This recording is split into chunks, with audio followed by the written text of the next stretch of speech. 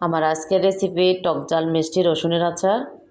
আচার তৈরির জন্য এখানে নিয়ে নিলাম 1 কেজি রসুন, 200 গ্রাম তেঁতুল, হাফ কেজি জলপাই, ভিনেগারে তেঁতুল ভিজিয়ে বিচিগুলো ফেলে দিলাম। আচারে কোনো প্রকার পানি ব্যবহার করা যাবে না। চুলায় একটি প্যান বসিয়ে দিলাম। প্রথমে সরিষার তেল দিলাম। তেল গরম হলে দিয়ে দিলাম পাঁচফোড়ন, কয়েকটা শুকনো মরিচ, 3-4টা তেজপাতা। এগুলো কিছুক্ষণ নেড়ে ছেড়ে দিয়ে দিলাম রসুনগুলো নেড়ে ছেড়ে দিয়ে দিলাম পরিমাণ মতো হলুদের গুঁড়া, মরিচের গুঁড়া, দিয়ে দিতাম পরিমাণ মতো লবণ। এবার দিয়ে দিচ্ছি রসুন বাটা, আদা বাটা, সাদা সরিষা বাটা, কালো সরিষা না দেওয়াটাই বেটার।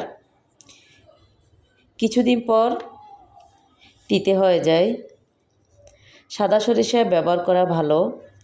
দিয়ে দিচ্ছি জলপাই, দিয়ে দিচ্ছি শুকনো মরিচের গুঁড়া, দিয়ে দিচ্ছি মিষ্টি জিরা,